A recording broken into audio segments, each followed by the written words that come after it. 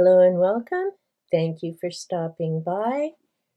And if you've been here for a while, yes, I am fluent in sarcasm. And no, this is not a sarcastic video. It is a genuine and sincere thank you to the 350 unsubscribers. There's a number of different things that I want to chat about in relation to that. And yes, I have made a thank you to the 150 unsubscribers. I'll have that somewhere up here in case you want to check that out. Now, people may wonder, why am I thanking unsubscribers? I mean, it's not like they're here to see me say anything or watching. This is more for especially new content creators or people who get caught up in the numbers and stress about that type of thing. And to be honest, yes, sometimes so do I. I just celebrated my 4th year on YouTube. That was on April the 7th. There have been a lot of things going on with YouTube and life, so no, I didn't do a celebratory live stream, and that's okay. There are a lot of things that happen. I've on purpose worn my happiness is a state of mind shirt because that's precisely what this is about. It's your perspective, it's your focus, and to be fair, everyone does the thank you so many subscriber videos. And again, if you've been here for a while, I just typically don't do what everyone else does. I very much appreciate the subscribers that I have. I am very grateful for the folks who have been sticking around through all the up and down changes, growth spurts, blips of content making, and all the rest of it. So, no, I haven't done a thank you after certain numbers. I don't know, maybe I should, but I like to do these because there's a number of different reasons for doing them. And I'm looking down because, yes, I do have my point form notes to help me cover all the things I want to mention. Now, why am I grateful for people who leave the channel? That came up from watching a StreamYard video a number of years ago on the how-to, and one of the content creators there said something that's really stuck with me. Even though people get upset about losing subscribers, and it's understandable, but those aren't the people who are watching your videos or giving you viewing hours. They haven't been commenting regularly. They're not the people you're trying to reach. And so once they leave and you don't stress about it, and yes, again, I know it's hard and there's days we all have those blips, but the people you want to focus on are your current subscribers, and I prefer the word viewers. The people who are watching, who are engaging, whether that's an emoji, a short or a long comment, whether they're sharing out your videos, hitting the like button, the people who are coming back, who keep watching, who interact, those are the people you want to put your time and energy into. And no, like I say, I haven't done the videos, but I certainly try to respond to all the comments in a timely manner, to the replies in a timely manner, because my focus and my goal is interaction and communicating and meeting new folks, all of that fun stuff that you can't assess by numbers. So the people who leave are actually helping me out because it means I can put my time and energy and focus on the folks who are here. And some of that means diving into the analytics and figuring some things out. And I'll talk a bit more about some of the specifics and how I found out I had 350 unsubscribers. Now, another point that I wanted to make is those unsubscribers, as in virtual, are like people in real life. You don't chase people around who don't want to chat with you or visit with you or interact with you. So why would you stress about that on your channel? Again, they're not the people you're trying to reach. They're not going to be your supporters. So find a way to let it go and put your time and energy and creativity into what you're doing on your channel, who appreciates what you're doing on your channel, and keep moving forward, because you're going to find more people and things will grow and take off. Another important factor is, yes, a huge sub count, of course, is a good feeling. It means more people have found your channel, they've subscribed, and yes, would I like to have a bigger channel? Of course. Do I want a huge channel? No, thank you. I like small groups where you can interact, keep up with things, get to know the people who are watching. And again, that happens through comments, whether they're emojis or written. It lets you know who's watching, who's enjoying your stuff. The other important point, and I came across this a little while ago, I can't remember if it was on one of the how-to videos or where it came up, but somewhere it was mentioned that when your video goes out, the first people who see it are your subscribers. Of course, if they have their notification bells turned on, whether that's for all your content or preferences, because there's two options. But first, your video goes out to your subscribers. And depending on how many of them are watching, YouTube decides whether to push that out to other people. So if you have a lot of subscribers, but they're not regularly watching your content, that's actually hurting you get out to new viewers and more people. If you've heard something different about how the videos go out, let me know in the comments down below, but that's my understanding as of this recording on April the 21st. I just looked up at my calendar on the computer. Now, the other thing that I find interesting is it's taken me, like I said, 4 years to reach 350 unsubscribers. Now, there are obviously bigger channels who can pull that off in a day. And it depends on the video, so many other things. So the fact that it's taken me 4 years, I think is actually a good thing. I mean, as of now, my current total lifetime number is 933. So I'm 70 away from 1,000 total of people who have come and gone. My current subscriber count is 579. So that helps me know that my focus needs to be on how do I keep those subscribers? How do I improve interaction and engagement? Because that's what YouTube is looking for. And the more interaction, engagement, views, likes, comments, shares, all of that stuff, the more likely I am to get out to other viewers who may enjoy what I share on my channel, which is nature, books, and my silly cats. I've just started short form content. That's actually been quite fun, and I've gained new viewers from that. Thank you if you're here and watching this.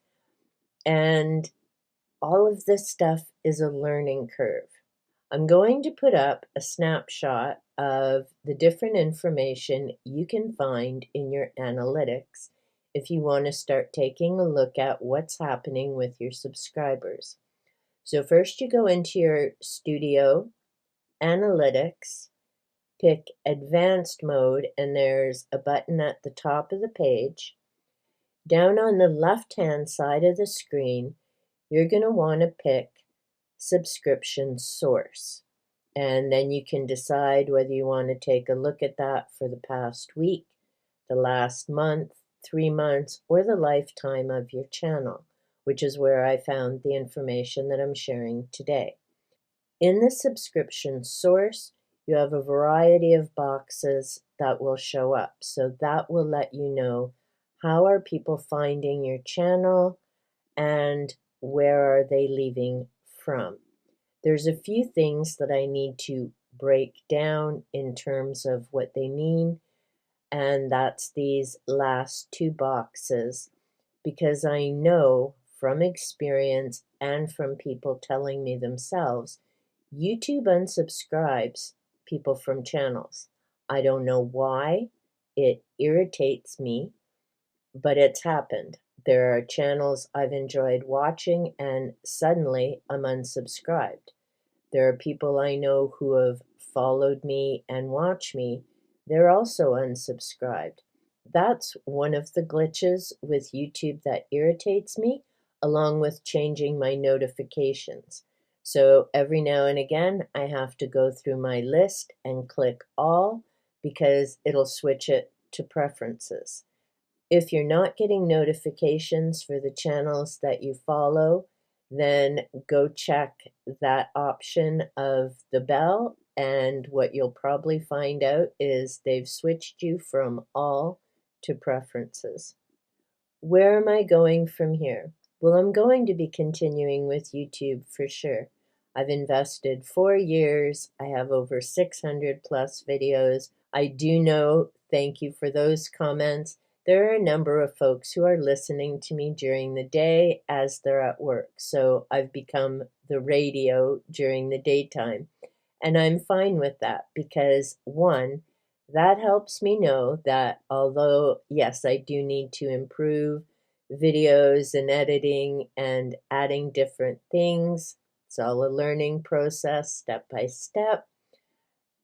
I also know that if people are listening, then what everything looks like to them isn't a big deal. So I have to match both groups of people, the folks who are just listening and the folks who are here for some of the visual things that will keep their interest and make the video more appealing for them. So again, it's fine tuning, it's knowing more about my audience, what are their preferences, what are their interests. I did have a viewer, and thank you so much, Marion, if you're watching this, who has mentioned about some of the visual quality for her. I do have the points that she gave me printed out, and I need to try and figure that out and see if I can tweak and improve that so that the quality of the visual is better for her. And I'm also looking in the background. Yes, I do need to get my workroom organized and set up. Everything is, well, it's spring. So it's spring cleaning, organized, prioritized time. The other big thing I know I need to do is be consistent. Looking back over the last 4 years, I get into this great, everything's ticking along, get things scheduled, there's a nice flow, and then I hit a blip and so I need to find a way to get past those blips, make sure I stay consistent, only plan to do what I know I can effectively keep going over the long haul. And that ties into the Artist Way that I did a live stream yesterday for week 3. And the point that creativity is a marathon, not a sprint. So keeping in mind that you're not just going to make content for a week or a month. This is going to last over years. So you don't have to do everything this week and make a ton of videos and then realize, because they take time, you can't keep up that pace. So setting realistic goals that I can keep up with, focusing on what our viewers saying and sharing with me, improving that interactive engagement and tweaking and fine-tuning for the quality of my videos as well as the content that I talk about. And yes, even delving a bit into the analytics. I'm not a big numbers person, but every now and again it does help to go in there and see where are people coming from, how are things going. But it's not something I obsess over, and I know these big channels say, look at your analytics within the first, hour of a video going up. If it's not doing well, change the thumbnail, change this, and yada yada. No, that's not for me. I mean, one, this is a hobby.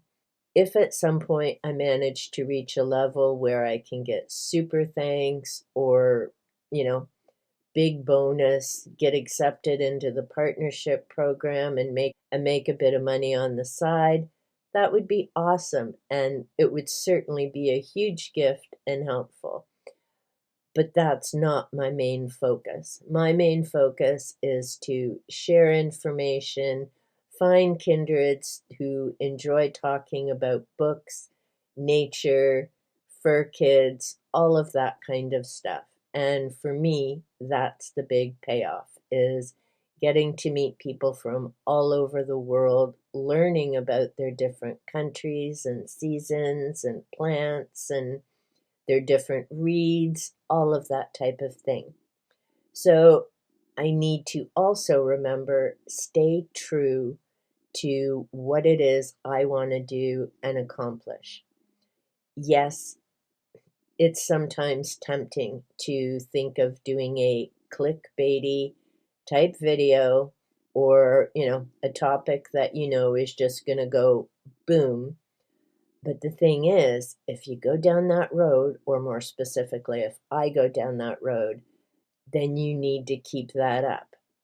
Because again, if you have one huge video, that's awesome. But it means your next video has to be equally awesome, or eventually YouTube isn't going to keep pumping it out the way they did the viral one. It's like being a musician, and I've heard watching interviews a number of artists say this. It's awesome when they have a big album, it does great, they do their tours and promotions and everything, but you then have to keep that up. And the second album becomes more stressful because you have to keep up that momentum and hope that it goes equally big. Being a content creator, whatever platform, is the same type of thing. You have to keep going. So, yes, I may be moving at a snail's pace compared to other channels I've seen, go huge within a few months or a year. And I'm happy with my slow and steady because along the way, I've been learning about editing, other resources, and so many different things that are part of this whole learning curve to being out in the world, sharing your thoughts, whether it's about books, whatever the topic. So it's been a fun journey. And like I say, the big thing is keeping your focus on the viewers that matter, the folks who are coming back. I hope that there's something in this video that you found to be of benefit, especially if you are a small creator like me and feeling a little about those numbers bouncing up and down. Remember, the folks that matter are still there, still commenting, and still following. Until next time, be well, be safe, and big hugs.